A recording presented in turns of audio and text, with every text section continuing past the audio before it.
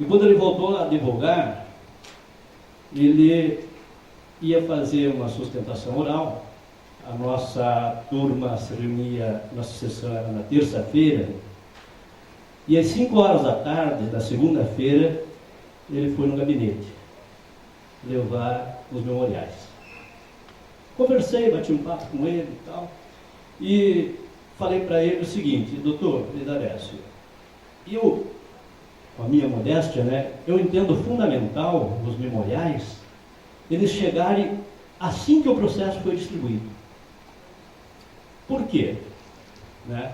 Chega, apresenta, fala com o assessor, fala com alguém ali, entrega os memoriais. Aqueles memoriais, certamente, eles vão ficar em determinado local e serão observados no momento em que o voto for feito o relatório do voto. Né? Porque se você leva os memoriais à tarde da segunda-feira, quando o processo será julgado às 9 horas da manhã do dia seguinte, às vezes nem dá tempo de se examinar esses memoriais.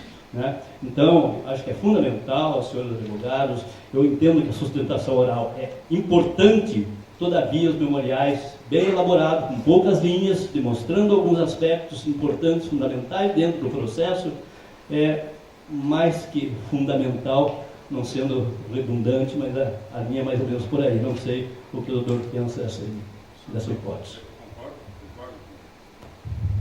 Concordo com a relação dos memoriais. É o seguinte: em primeiro lugar, o memorial não pode ter mais do que 3 laudas.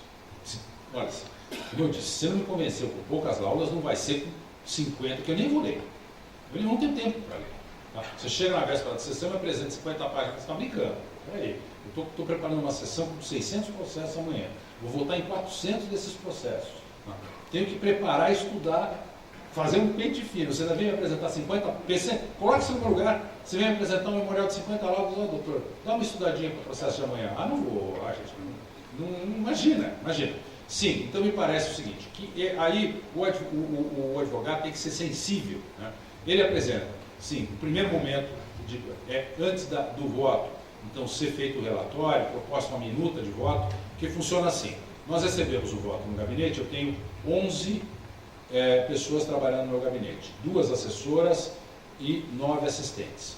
E então você pega, recebe os processos, a assessora separa por matéria, tá, e faz uma divisão, tá, pelo número de processos por assistente. Tem, por exemplo, tem assistente lá que é especializado em Banco do Brasil, tem assistente que é especializado em transporte, e assim por diante. Aí ele recebe aquele processo, esse processo ele faz um relatório e vem conversar com a assessora fala, não, isso aqui nós temos matéria assim, não é conhecida.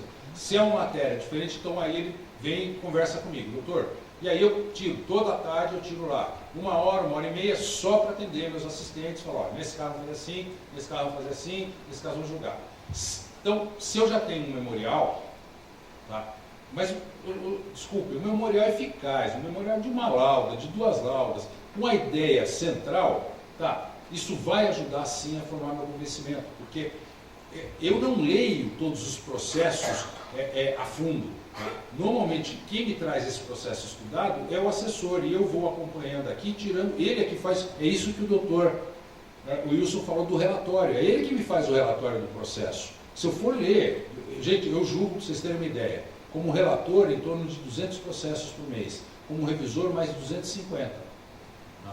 Então, vocês imaginem, se eu fosse ler página por página do processo, eu tenho que ter alguém que me traga isso.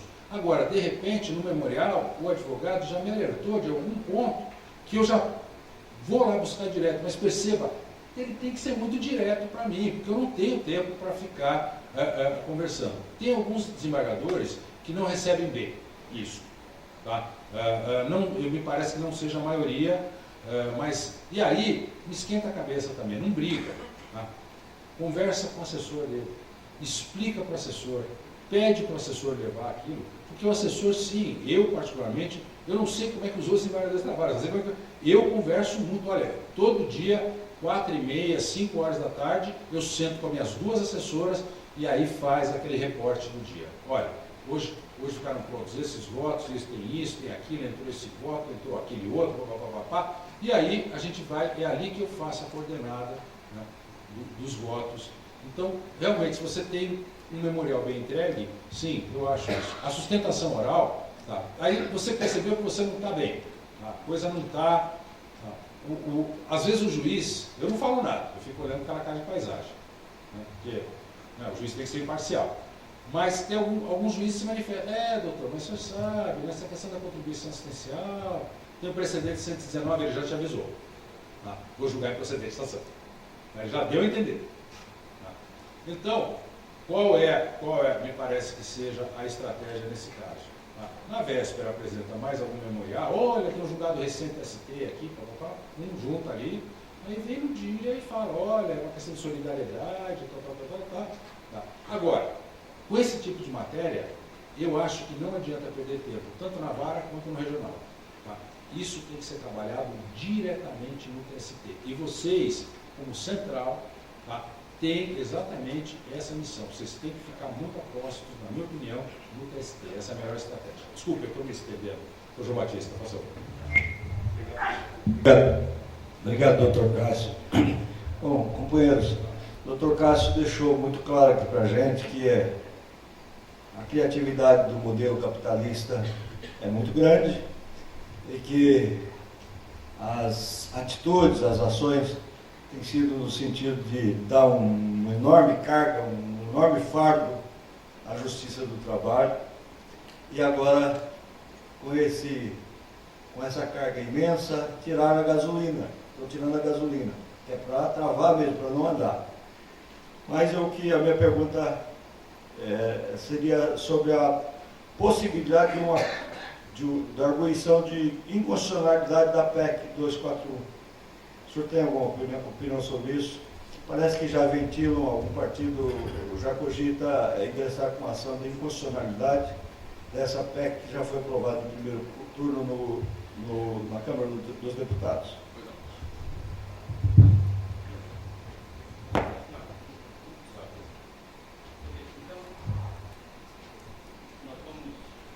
Nós vamos chamar o Borges, né? Para fazer a pergunta. Aí o doutor Cássio, ele dando por encerrado, né? Porque meu futuro também tem. É um prazer, sim.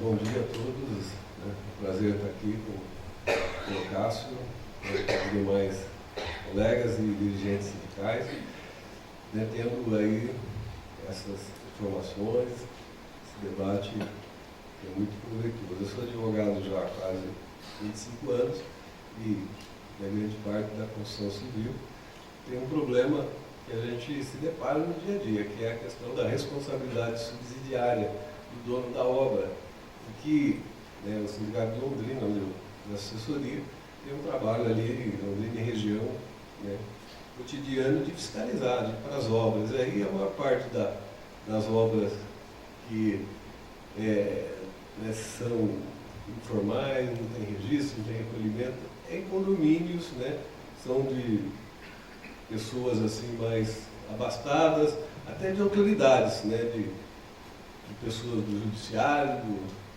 poder executivo, de outros setores empresariais principalmente. Então a gente fica nessa situação. Eu gostaria de saber do Dr. Cássio, né, como é que está essa possibilidade da responsabilidade subsidiária do dono quanto pessoa física, se isso tem possibilidade. E a outra questão que o Deus já tocou aqui foi com relação ao que aconteceu, está acontecendo em Cornélio, que é muito preocupante. Tudo que foi colocado aqui, é uma cidade bastante conservadora, onde uma família manda lá há muito tempo, e que agora os empresários mais articulados por um escritório de advocacia empresarial, que está agindo assim em várias partes do Estado, né, liderou lá um movimento, uma passeata, onde os trabalhadores estão sendo obrigados a participar, inclusive, pelos patrões, né, e que nos preocupa muito. Nós estivemos lá com o corregedor, o desembargador, o Virajara, mas sentimos assim uma certa frieza dele não sentimos, né, uma recepção muito boa com relação às organizações sindicais e advogados que foram lá reclamar e prestar solidariedade ao juízo. Gostaria de saber também com relação à forma de tentar contrapor isso aí, que é preocupante, né? Começa lá, isso pode se estender aí no Paraná todo e em outros cantos do Brasil. Obrigado. Olha, eu vou dizer que eu adoro o que eu faço, eu agradeço muito as duas ponderações. Tá? Eu acho ótimo nós conversarmos para deixarmos as coisas bem claras. Então, pela ordem. Primeiro, o João Batista, a PEC 241. Sim, eu vislumbro diversas inconstitucionalidades nela, atentados contra a ordem econômica, tá? Na medida em que você, inclusive tributariamente, veja, eu acho que dá para fazer uma lista, tem uma lista ali de inconstitucionalidades que são bastante aparentes a textos literais de lei. Então, me parece que, sim, há uma possibilidade de ajuizamento de uma ação aí para controle concentrado.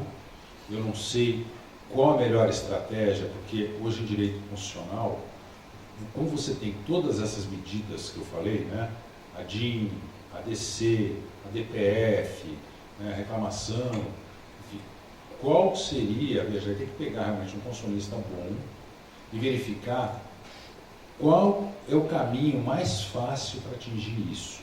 Eu acho que não seria a DIN, eu acho que seria a DPF, Ação de Descumprimento do Preceito Fundamental. Porque aí você leva para o ministro, tá, o caso concreto e fala, olha, o dano na saúde foi este. É difícil, é diferente de você levar e falar o seguinte, olha, esta lei está ferindo a própria organização da ordem econômica e isso pode afetar o judiciário, aliás, a saúde em tanto. Alegam que está afetando a tripartição dos poderes, né? Então, aí veja bem, por quê? Porque você está colocando uma questão em tese para ele. Na ação de descumprimento de preceito fundamental, não, você está colocando um problema. Olha o que isto causou. O efeito concreto. Isso, tá? Então me parece, gente, por favor, eu não sou advogado, eu tenho certeza que vocês têm uma orientação fantástica aqui, né? Mas me parece que talvez, veja, de qualquer modo, eu acho o seguinte, qualquer medida que